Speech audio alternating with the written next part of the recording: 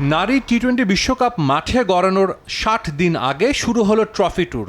একই দিন ২০২৬ আসরের জন্য আইসিসি ঘোষণা করেছে রেকর্ড পরিমাণ প্রাইজ মানি, যা নারী ক্রিকেটের জন্য এক নতুন মাইলফলক। এবারই প্রথম ১২ দল নিয়ে অনুষ্ঠিত হবে আইসিসি নারী টি-20 বিশ্বকাপ।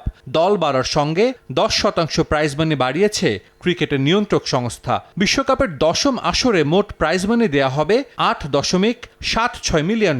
২০২৪-এর আসরে ১০ দলকে দেয়া হয়েছিল $৭৯,৫৮,০০০ মার্কিন।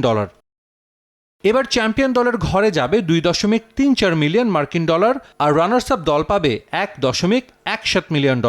সেমিফাইনাল থেকে বিদায় নেওয়া দুটি দলের প্রত্যেকে $৬,৭৫,০০০ করে পাবে। প্রতি ম্যাচ জয়ের জন্য থাকছে $৩১,০০০। আসরে অংশগ্রহণ নিশ্চিত করা প্রতিটি দল পাবে $২,৪৭,৫০০। সব মিলিয়ে বাংলাদেশি মুদ্রায় মোট ১০৮ কোটি টাকা প্রাইজ মানি দেবে আইসিসি।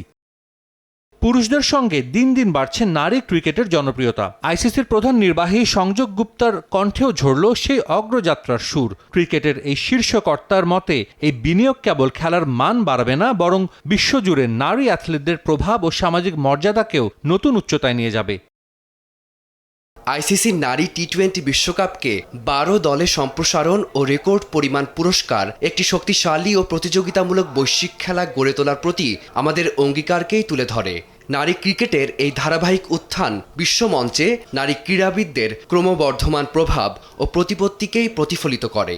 নারী ক্রিকেটের প্রতিটি ক্ষেত্রে এই একই গতি সঞ্চারিত হওয়ায় এই আয়োজনটি শুধু ক্রীড়া ও গণমাধ্যম জগতে দর্শক উপস্থিতি ও দেখার ক্ষেত্রে নতুন রেকর্ডই গড়বে না, বরং বিশ্বজুড়ে বৃহত্তর সামাজিক সাংস্কৃতিক প্রেক্ষাপটে একটি দীর্ঘস্থায়ী প্রভাবও রেখে যাবে। একই দিন শুরু হয়েছে ২০২৬ নারী টি-20 বিশ্বকাপের ট্রফি ট্যুর। লন্ডন থেকে শুরু হয়ে ট্রফি পাড়ি দিবে ইউরোপের বিভিন্ন দেশ। ইউরোপ থেকে এবার বিশ্বকাপে অংশ নেয়া নেদারল্যান্ডস, আয়ারল্যান্ড আর স্কটল্যান্ডের অলিগলি পেরিয়ে ট্রফি ফিরবে স্বাগতিক ইংল্যান্ডে। ম্যানচেস্টারের সেন্ট পিটার্স স্কোয়ার, লন্ডনের ট্রাফালগার স্কোয়ার সহ বিভিন্ন স্থানে ভক্তদের প্রদর্শনের জন্য রাখা হবে ট্রফি।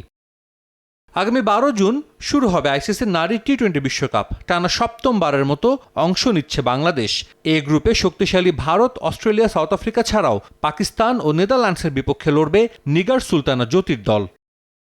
সাজিদ মুস্তাহিদ, সময় সংবাদ।